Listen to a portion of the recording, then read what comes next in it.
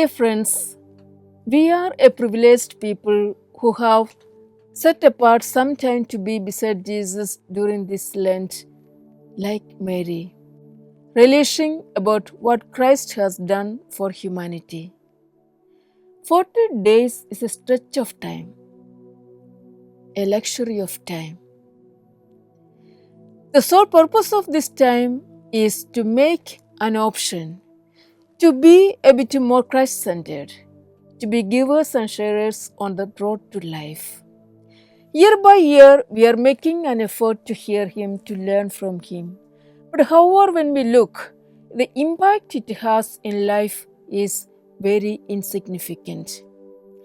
Therefore, I would say that as a plan of action to relive the Christ experience, we set us apart from the routine work, find a serene location like a hilltop, a riverbank, to relish His merciful love. There let us get lost in Him.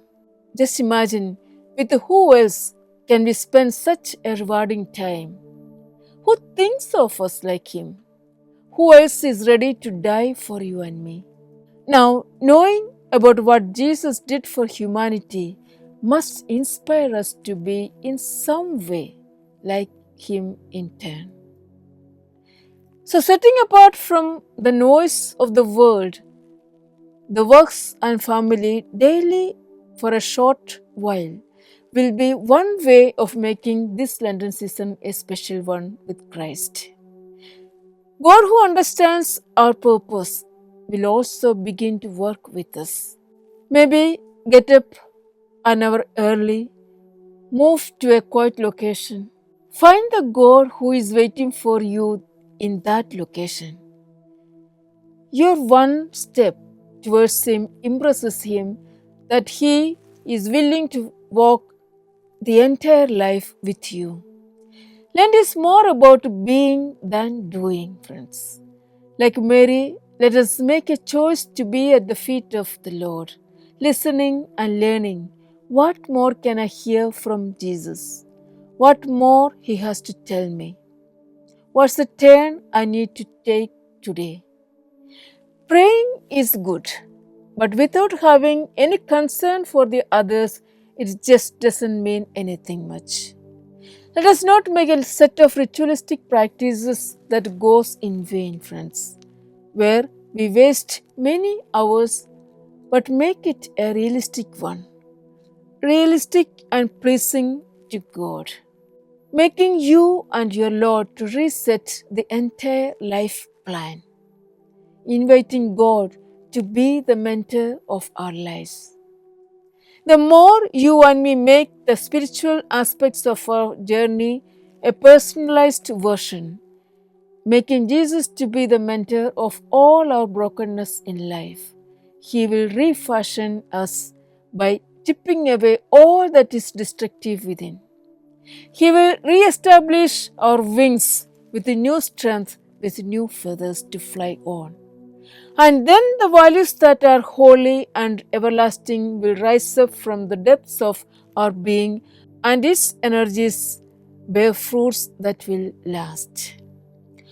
Our charity or helping attitude must be fruits of such a communion with the Master of our life.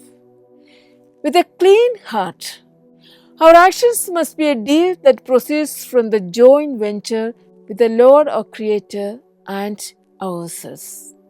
No one else should set direction to our life, dear friends. It is just our Master. The outcome of such networking in communion will impact the life of everyone with whom we interact. So, Lent is a time for a spiritual grooming. It's a time to regain our lost identity. Such a self-grooming will help life to bask in the radiance of divine love. I grow one step higher in my outlooks, attitudes, values, and setting priorities. With such a program of life comes in the serenity and peace which you and me have never known. Our eyes begin to see with the eyes of Jesus, chipping away the non-essentials that reside within our minds, cleaning the dumping ground with its years of accumulated filth. The unnecessary noise, the restlessness within, jumping tendencies will give way to the peacefulness of life, friends. Life, in any way, is full of ups and downs, and life will always have this style. But the moment we recognize this fluctuating style of life waves with its uneven frequencies, remember we have already crossed half of the bridge. This awareness will alert you to be on the alert, to be watchful, to hold on to the master of life. He will introduce calmness to the tempest of our lives, a calmness our souls looks for, a peacefulness which we have never known, nor the world would never give. Such is the blessing that enters our lives by setting apart daily to be along with the master of our life. Again, such silence and calmness bears fruit only if you love doing what you are doing.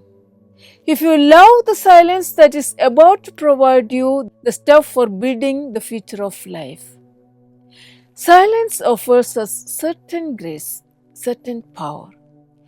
It helps us to sort out the mess in life, to see ourselves clearer than before, to see which aspects work in favor of God and separate the rest from ourselves, to bid goodbyes to the rusty, damageable, and highly infectious characters and relationships. You know certain contacts can destroy your dreams, yet you allow it to be part of our daily living. Slowly, it begins to work against your taste, producing unforeseen evil fruits, and you reach a stage of not knowing how to cut off this branch from the tree of your life, because it has got entangled itself in the many areas of your life, a flowing stream, causing infections to your mind and your thought process, to your relationships. The question here is whether we need to wait until we become slaves of this misfortune. I would say no. Let this Lent help us to sort out the mess of our life in the company of Jesus. And if He is with us, all other powers that ruin our spirit can be cast away. Let this Lent with its silence help us to bid goodbye to the negative energies residing within our minds and body. Let us replace it with the redeeming grace flowing from the heart of Jesus to each of us. Amen.